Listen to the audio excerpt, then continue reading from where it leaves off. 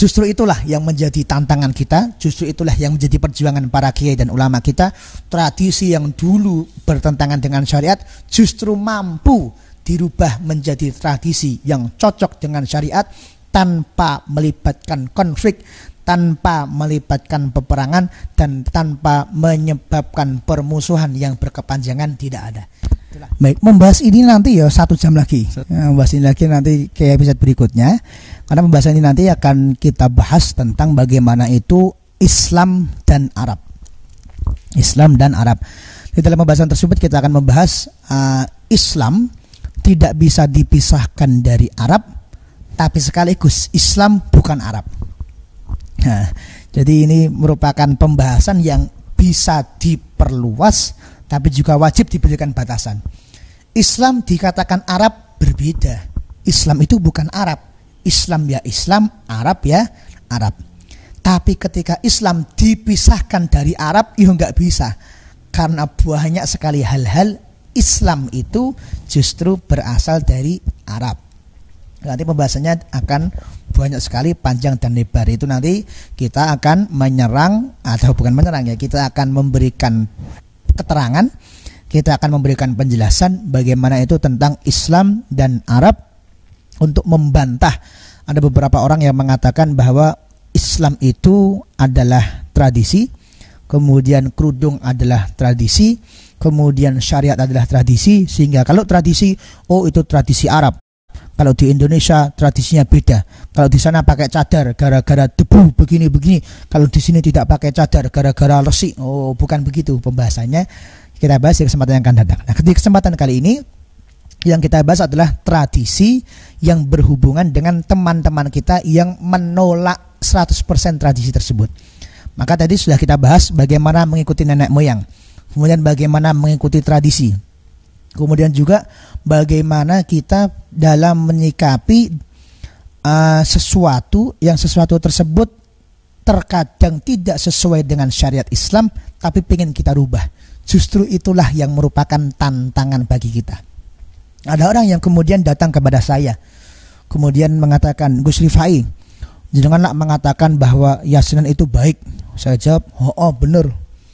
Jenengan di mana-mana ceramah kan menganjurkan masyarakat untuk yasinan. Saya jawab, oh bener. Kemudian piyambake pun cerita, Gus Rifai, saya pernah melihat dengan mata kepala saya sendiri bahwa di daerah sini, gak usah saya sebutkan daerahnya, bahwa di daerah sini itu ada orang yasinan, kemudian nyepakno ambengnya isinya sego kuning, kemudian komplit nganggo ingkung, kemudian dicepaki kopi, kemudian dicepaki jisamsu rong pak, ini bukan iklan ini, dicepaki rokok rong pak. Kemudian apa yang dilakukan? Bukan dimakan, itu tadi pertanyaan Faik, tapi kemudian ditaruh di usuk. Usuk itu apa bahasa Indonesia ya? Ya usuk pokoknya. Ditaruh di gendeng, kemudian ditinggal di perapatan, kemudian begini-begini. Ketika ditanya, Bu, niku dingge sinten? Kemudian dijawab, iku dinggo sing bau reksa Mas, dinggo sing bau reksa perapatan, dinggo mbayang kok nek rene ben maem ngeten. Nah, kemudian dengan dalih seperti itu, orang-orang di luar sana menyalahkan yasinan karena yasinan dianggap sebagai perbuatan yang syirik dan tidak sesuai dengan ajaran baginda Nabi Muhammad SAW. Maka kami jawab, yang seperti itu syirik. Yang seperti itu adalah syirik. Ketika sudah jelas-jelas menyiapkan makanan seperti itu dan diniatkan seperti itu. Menyiapkan makanan kemudian diniatkan untuk yang bau rokso, untuk jin ini, untuk jin itu, maka itu adalah perbuatan yang berdosa. Tetapi kita harus menyikapinya dengan bijaksana. Jangan digebrah uyah. Digebrah uyah itu disamaratakan. Sering sekali kami berikan contoh, semisal Mas Faik asine Jeporo misalnya. Kemudian di daerah Solo ada orang maling. Kemudian malingnya dicekel polisi. Dibuka, mana KTP-mu? Dibuka KTP-nya. Ternyata Kabupaten Jepara. Kemudian saya mengatakan, saya umumkan di radio, saudara-saudara, ternyata orang Jepara itu semuanya pencuri. Ini loh buktinya, ada pencuri KTP-nya Jepara. Kok saya ngomong seperti itu, maka langsung wong Jepara kabeh bruduk rene. Betul, ada orang Jepara yang nyolong, betul. Tapi bukan berarti semua orang Jepara nyolong, enggak. Karena itu adalah oknum. Ketika ada oknum berbuat salah, jangan disamaratakan. Oh berarti nek wong Jepara kabeh nyolong. Salah. Kita megang orang Sukoharjo ternyata korupsi, kemudian kita katakan kabeh wong Sukoharjo korupsi. Jangan. Ada oknum yang melakukan kesalahan, kemudian jangan digebrah uyah, jangan disamaratakan. Begitu juga ketika panjenengan pengen ngambil sampel, jangan ambil sampel yang KW, tapi silahkan ambil sampel yang original. Semisal saya habis beli HP Samsung misalnya. Kemudian saya cerita kepada Mas Faik, saya ini punya HP Samsung saya ini S7 misalnya, S7 yang Edge. Ini HP Samsung ini nih didudul wes, dudulane penak, HP ini dienggo moto nyenengke, dienggo permainan sing gede-gede, bagus gini. Bariku Mas Faik tertarik, oh terus yang diomongi Gus Rifai, aku nek ngono tak tuku HP. Tapi yang dibeli Mas Faik bukan HP Samsung, tapi yang dibeli adalah HP Sunsang.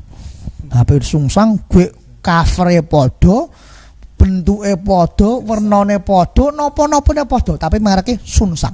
Kemudian dicoba, loh dudulannya kok abot. Jarine dia ini dudulannya penak. Dudulannya apa bahasa Indonesianya? Pencetan. Nah, layar sentuhnya kok abot, jarine dia ini layar sentuhnya penak. Loh dienggo moto kok beruwet, jarine dia ini dienggo moto wapi. Kemudian Mas Faik protes, Mas Rifai, saya protes. Kemarin kata jenengan HP Samsung itu bagus. Ini loh, saya sudah beli HP-nya. Ternyata HP-nya gini. Saya jawab, Mas Faik, sing salah ora HP ini, sing salah jenengan. Sebab nopo? Sing jenengan beli, sing jenengan survei, sing jenengan analisa, sing jenengan nilai bukan HP Samsung tapi HP Sunsang. Sunsang yo KW, nek elek yo pantes. Tapi nek jenengan beli HP yang Samsung asli jadinya bagus. Kan begitu. Nah, sama seperti kita menilai yasinan. Ketika kita menilai yasinan, yang yasinan ini sesuai yang diajarkan oleh para wali songo kita, maka isinya semuanya penuh dengan kebaikan, penuh dengan amal soleh, penuh dengan ganjaran. Sebaliknya, ketika jenengan pengen menilai yasinan, tapi yang jenengan ambil contoh adalah yasinan yang KW, maka kalau ada sesuatu yang salah ya wajar, karena itu yasinan masih yang KW. Tapi ketika yasinan yang orisinil, itu tidak ada satupun yang bertentangan dengan Allah dan Rasul Muhammad SAW. Jadi zaman dahulu tersebut, ulama kita niku cerdas mengikuti apa yang dilakukan oleh baginda Nabi Muhammad SAW.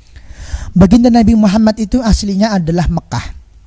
Kemudian beliau diperintahkan Allah hijrah menuju ke kota Yasrib atau kota Madinah.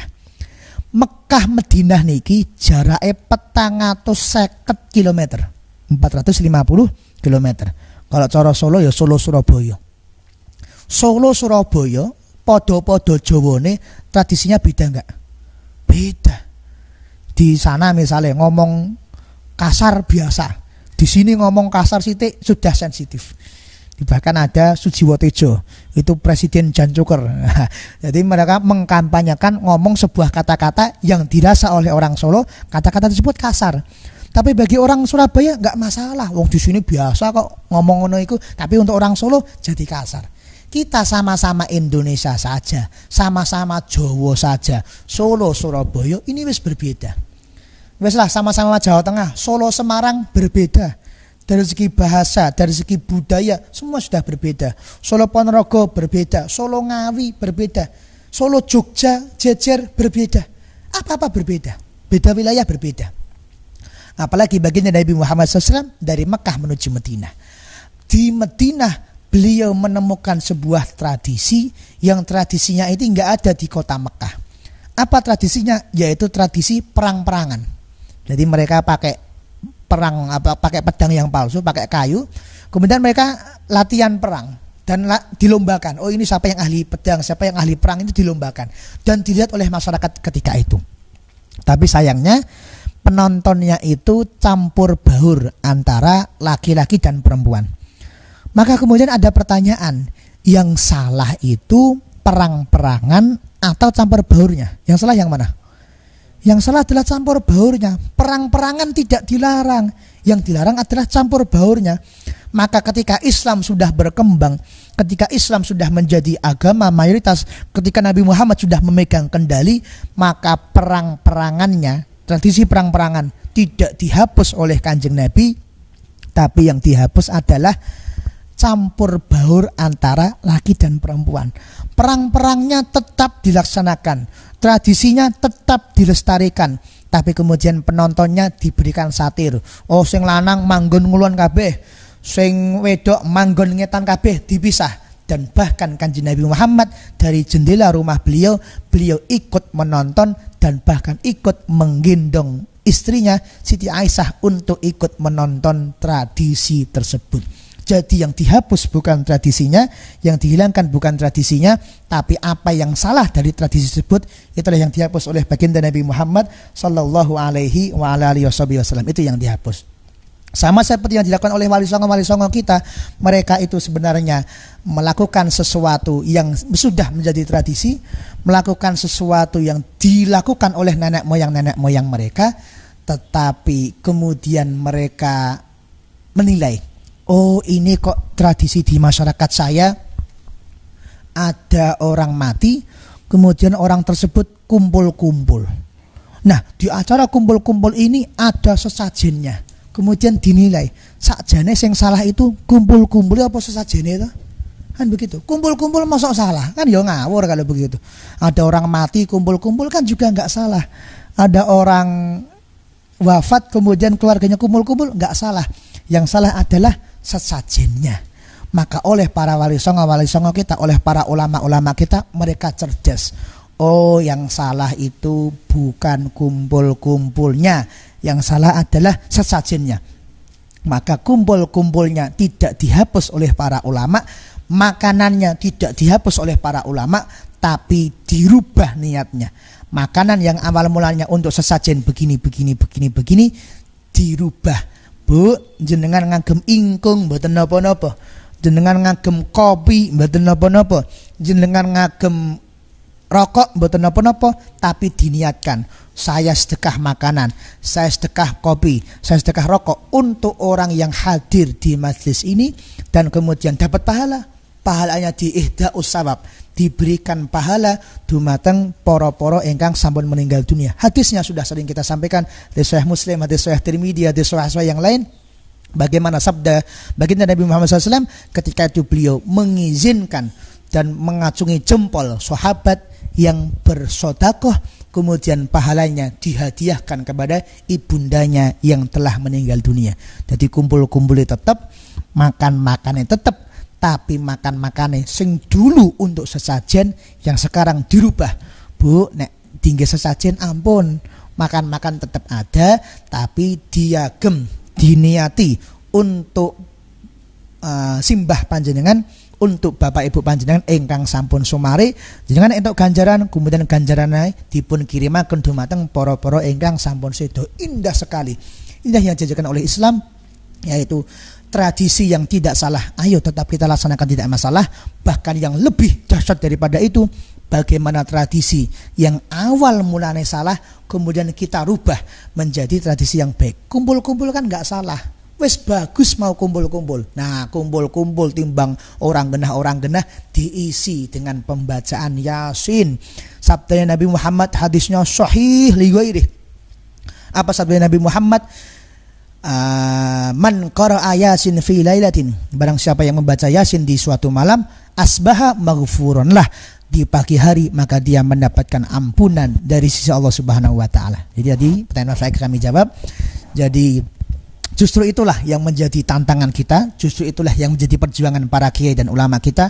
Tradisi yang dulu bertentangan dengan syariat justru mampu dirubah menjadi tradisi yang cocok dengan syariat, tanpa melibatkan konflik, tanpa melibatkan peperangan, dan tanpa menyebabkan permusuhan yang berkepanjangan. Tidak ada. Itulah hebatnya para ulama-ulama kita yang mereka meniru dakwah dari baginda Nabi Muhammad sallallahu alaihi wasallam. Begitu Mas.